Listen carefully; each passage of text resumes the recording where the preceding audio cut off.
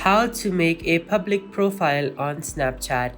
Hi guys, in this video I will tell you how you guys can make a public profile on Snapchat. So simply open up Snapchat on your phone, and then once you have Snapchat opened up, you guys just have to come onto your profile page. Now from over here, scroll down until you see the option to create a public profile. Simply click on that option, and then now it's going to give you the instructions to create a public profile. Simply click on continue and then get started, and then click on create. So by creating a public profile, you will show your name on any snaps you have ever posted to Spotlight or SnapMap.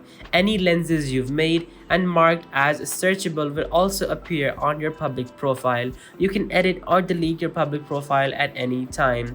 So click on create. After that, you guys can see that your public profile has been created. So guys, that is how you can basically create a public profile on Snapchat.